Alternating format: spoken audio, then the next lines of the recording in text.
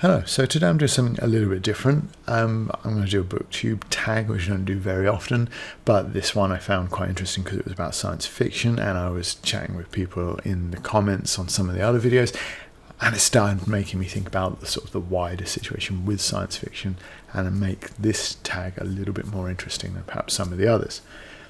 So the first question is, what is your science fiction origin story? It's like, how did you come to read your first sci-fi novel? And for me, that's really easy because I was a huge Star Wars fan growing up.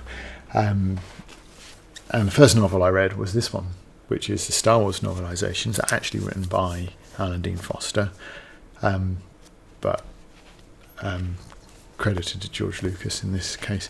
You can see that this is pretty rough and ready. It's held together by love and sticky tape a little bit. So seen better days, but still well loved. And that was the first novel that I read sort of that was science fiction.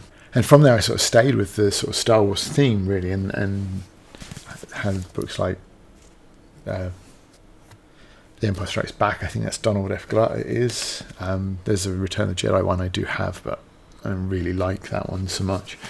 And then you had what was a bit of a rarity at the time, which was sci-fi Star Wars novels not based on films, but were just sort of additional merchandise. And beyond the toys and these books, there really wasn't that much available. So you got things like Splinter of the Mind's Eye, where Alan Dean Foster actually does get his credit. It's not a bad book. And then you have Brian Daley's Han Solo trilogy, which are all quite entertaining as well. And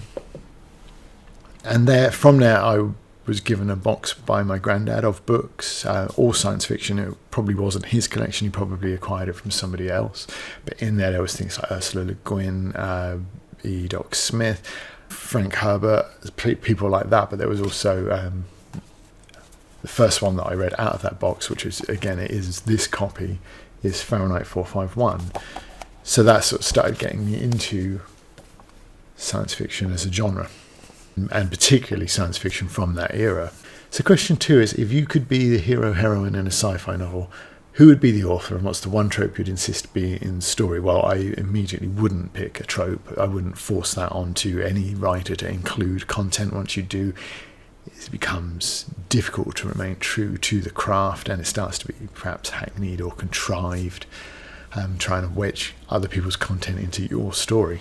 So probably would go with Lee Brackett. And if you've seen my review of, I reviewed 2 of the Eric John Stark novels, you'll see why, particularly if you watch that first review. Even if the plot wasn't particularly original or brilliant, the language use, the way she writes, her style, I really, really enjoyed. So I definitely would go with Lee Brackett.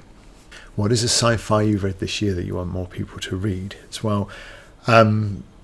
I haven't read anything this year that would have been published in this year. I've read a couple by Robert Heinlein, and I probably would recommend them. Definitely something like Star Beast. I'm actually going to pick quite a modern novel by my standards. It's from 2013. It's Dave Eggers' The Circle, and it is a critique of social networking. And it's sci-fi, but it's set sort of very much in a future that's grounded. It's sort of our future, just a few years down the line, really. So. I'm going to go with that one as probably the most modern science fiction book that I would recommend. Question 4 is, what is your favourite sci-fi subgenre? What subgenre have you not read much from? And in truth, I don't have an answer to that. It's probably why I don't do very many of these book tags. It's just quite often you'll get a couple of questions and the answer is simply that I just don't care. I'll read anything that is recommended to me. I'll read anything that sort of makes me interested enough to want to shell out some money and buy it, and I simply wouldn't care what subgenre it was. So that's the answer to that one. It's a little bit brutal, but unfortunately it's also the truth. Who is one of your auto-buy sci-fi authors? I really don't have anybody. I mean, I have stacked my Heinleins here for a reason, and that is because if I saw Heinlein in a second-hand bookshop and it was one I didn't have, then I would just buy it. Quite often that has led to me having 2 copies of certain ones. Well, so other than that, I probably would buy a Lee Brackett if I saw one that I didn't have, but other than that, probably nothing. Certainly nobody who would count as a modern writer who would be putting out sort of new content. I just wouldn't be interested, I'm afraid. How do you typically find science fiction recommendations? That's question 6. And the short and brutal answer to that one, again, is I don't. I will be out and about. I'll be looking in secondhand bookshops. If they've got a sci-fi section, then I will gravitate towards it. Occasionally people do leave recommendations in my YouTube comments, and I usually do get those books. Sometimes I'm a little slow getting around to actually reading them, though, because I'm just rather busy. So question 7 is one I kind of preempted with some of my answers already. It's, what is an upcoming sci-fi release that you're excited for? And short and brutal answer is there aren't any. I'm just not interested in modern science fiction. And part of that is the standard of it. I mean, if you look at people like Ray Bradbury, Isaac Asimov, Arthur C. Clarke, the way they write, and compare that to people like Kevin J. Anderson, John Scalzi, these are sort of more modern writers that do tend to get nominated for the Hugo Awards. And there just isn't a comparison. Like Bradbury, Clarke, the people from that era are just superior writers, more grounded in the craft. Their grasp of literature is just superior. Their work is more original. It's just more interesting as well. It's like consider like Heinlein, the Future History series. Heinlein himself called science fiction speculative fiction. It was predicting the future, extrapolating where we might be, where we might go, what might happen.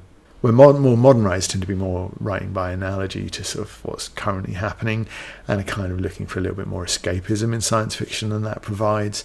But also, it just doesn't tend to be very interesting or well done. You know, if you look at the second year of the Hugo Awards, sorry, it might be the third year. Some of these were retroactive, so it isn't always clear. In the nominations you have Asimov, Brackett didn't win. Heinlein did with Double Star. So 3 incredible authors with great pieces of work in 1 year. You know, you go forward to 1960 again, Robert Heinlein winning Starship Troopers, but you also have Murray Leinster and Kurt Vonnegut nominated. The next year, Paul Anderson, Harry Harrison and Theodore Sturgeon not winning. You know, 1964, Heinlein, Herbert and Vonnegut all nominated, none of them won. You go forward to 1970 when Ursula Le Guin won for Left Hand of Darkness, and you have Kurt Vonnegut nominated for Slaughterhouse-Five, which is an incredible novel, didn't win. Philip K. Dick was eligible that year with Ubik, which you can see right there. He wasn't even nominated. And that continues into the 70s when you have people like Paul Anderson, Robert Silverberg, Ursula Le Guin, Robert Zelazny, alongside Heinlein, Clarke, Asimov, people like that. So just incredibly rich years for science fiction. And if you then get to more modern times and, you know, you're looking at people like Kevin Anderson and Robert Scalzi, who I've already mentioned, but I don't rate in the last 3-4 years perhaps, everything there has been a really sort of dystopian analogy of our own time. I would much prefer to read a Star Trek novel which sort of suggests a more positive potential future for us than a very negative current time. So question number 9, if someone had never read a science fiction novel before and asked you to recommend the first 3 books that come to mind as places to start, what would your recommendations be? Well, I've already talked about Dave Eggers. I think that that's quite accessible in that it is quite recognisable still as our world, even though it is set slightly in the future.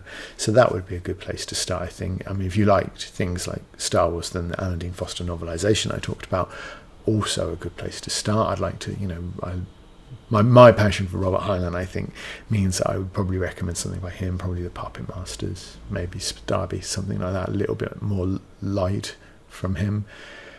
Fahrenheit 451 again is a novel that you don't tend to find many people criticising, but also I would recommend stuff from 2000 AD in the early 80s, like maybe Judge Dredd, but definitely The Ballad of Halo Jones, which is available now in one slim volume at a reasonable price off the internet.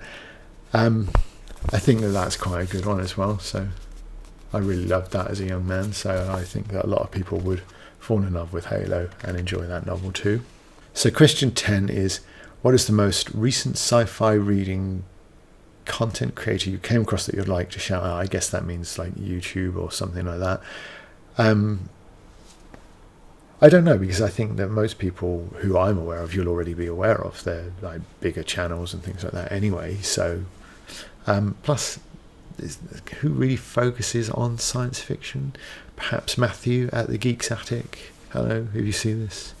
And Rajathon, who did this tag already. So, yeah, they're good creators. I enjoy their content, so I would recommend them. I don't know if that counts as a shout out. They don't really need me to recommend them to you anyway, because, like I said, they're doing perfectly well all right on their own. David Stewart's got a big YouTube channel, but if you're not familiar with him, then check him out. I quite enjoy his content as well.